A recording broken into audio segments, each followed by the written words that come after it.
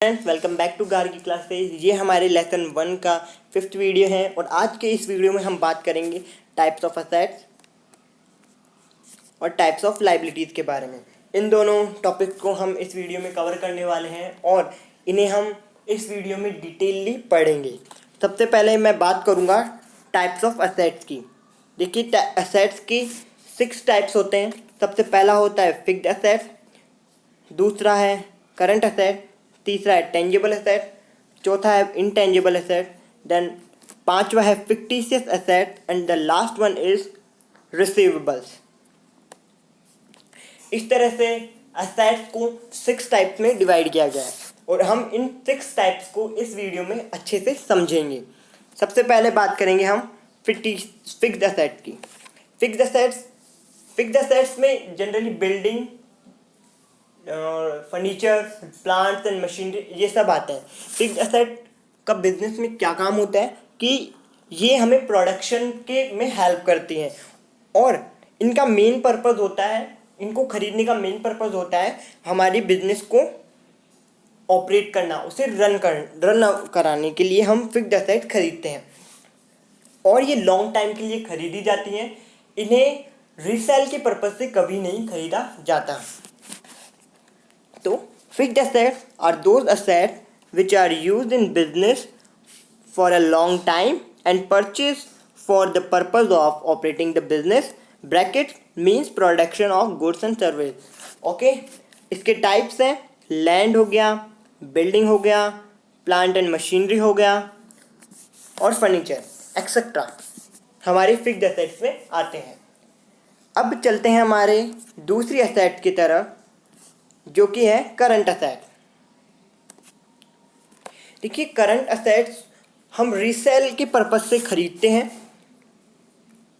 मतलब हम उन्हें रीसेल के पर्पस से रखते हैं अपने बिजनेस में और उन्हें विथ इन द 1 ईयर हम उसे कन्वर्ट कर देते हैं मनी में। ठीक है, और इसी फिक्स्ड करंट असेट्स को एक्टिव असेट्स और लिक्विड असेट्स भी कहा जाता है। तो अब इंग्लिश में पढ़ लेते हैं। Current assets are those assets of a business which are kept for resale or with a purpose to convert them into cash within an accounting year. These are also known as active or liquid assets. Accounting year मतलब हो गया 12 month का period. इन 12 month में मतलब जब से आपने business के बुक्स ऑफ अकाउंट्स को स्टार्ट किया है तब से लेकर 1 साल बाद तक आप जो असेट्स हैं उनको बेच देते हैं। तो विथ इन द 1 ईयर आप उसे कन्वर्ट कर देते हैं कैश में।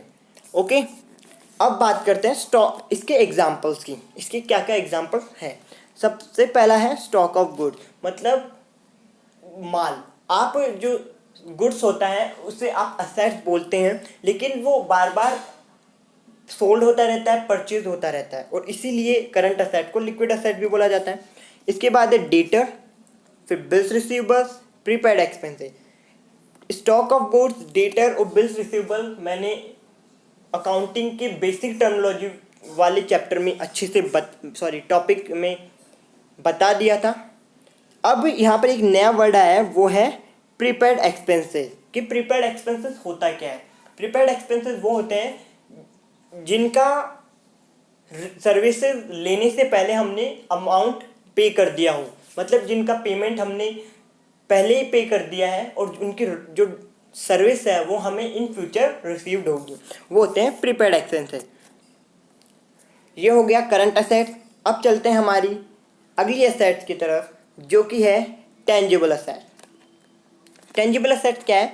The asset which can be seen in physical form are called tangible asset. मतलब जिन असेट्स को हम टच कर सकते हैं, देख सकते हैं, वो टेंजिबल असेट्स होती हैं। इनके एग्जाम्पल हैं building, land, machinery, stock, furniture etcetera.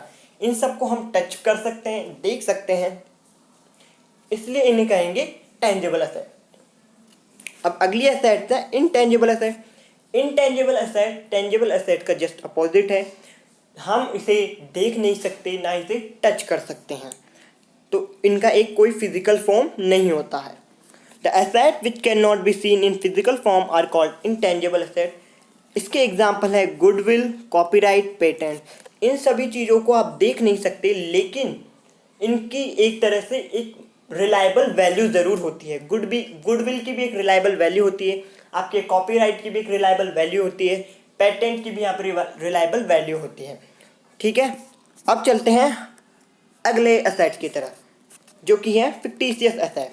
The assets which do not have any physical existence, they are only on assumption based, are called fictitious assets. देखिए, fictitious assets जनरली कोई assets होती नहीं है।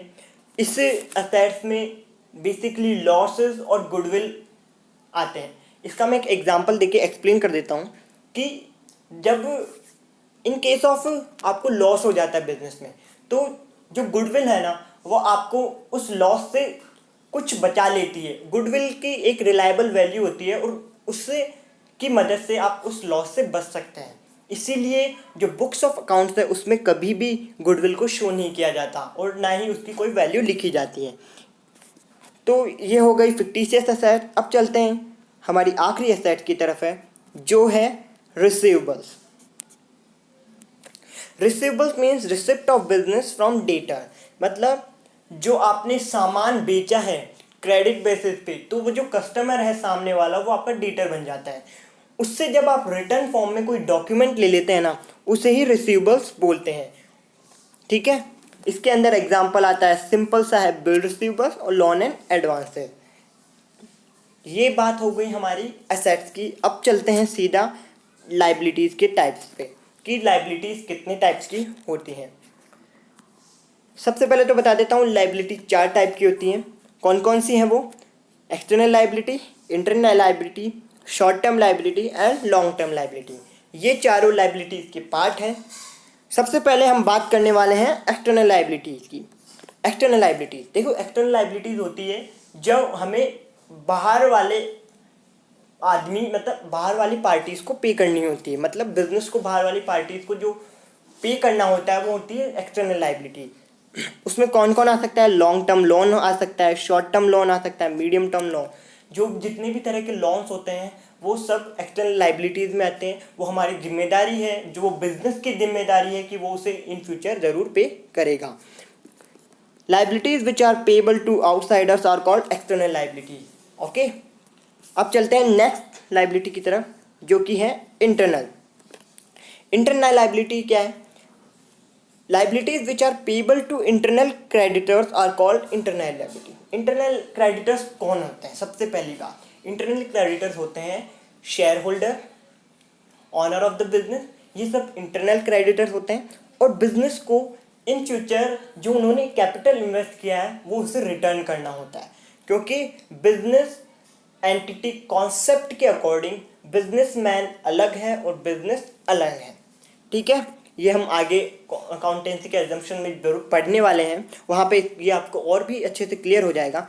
लेकिन यहाँ पर आप इतना ही जान लीजिए कि जब बिजनेस को इंटरनल पार्टीज से, बिजनेस की इंटरनल रिलेटेड पार्टीज को जब पे करना होता है, वो बिजनेस की इंटरनल लाइबिलिटीज होती है। उसमें आता है capital, preference share and equity share capital, ये सब इंटरनल लाइबिलिटीज में आते हैं। अब चलते हैं अगली लाइबिलिटीज की तरफ, वो है शॉर्ट टर्म लाइबिलिटी। देखिए, liabilities which are payable to near future are called short term liability. जो लाइबिलिटी हम नियर फ्यूचर में पे कर देंगे, नियर फ्यूचर मतलब विद इन 1 ईयर आप जब उन लाइबिलिटीज़ को पे कर देंगे, वो होती है शॉर्ट टर्म लाइबिलिटी। उसमें आते हैं बिल्स पेबल। आप बिल्स पेबल को 1 साल से ज़्यादा नहीं लिख सकते। गवर्नमेंट टैक्स हर साल हमें पे करना होता है। आउटस्टैंडिंग एक्सपेंसेस, आउटस्टैंडिंग एक्सपेंसेस क्या होते हैं?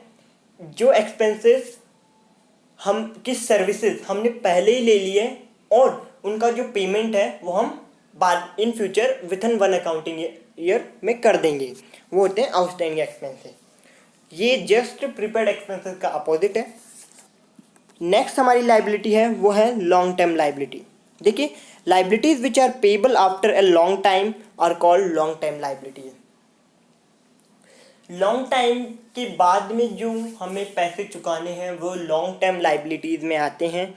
उसमें क्या क्या आ सकता है? लॉन्ग टर्म लोन हो सकते हैं, डिबेंचर्स हो सकते हैं, कैपिटल भी लॉन्ग टर्म लाइबिलिटीज़ में आता है। और ये जो शॉर्ट टर्म लाइबिलिटीज और जो लॉन्ग टर्म लाइबिलिटीज़ हैं वो बेसिकली इंटरनल और एक्सटर्नल लाइबिलिटीज़ के ही पार्ट है।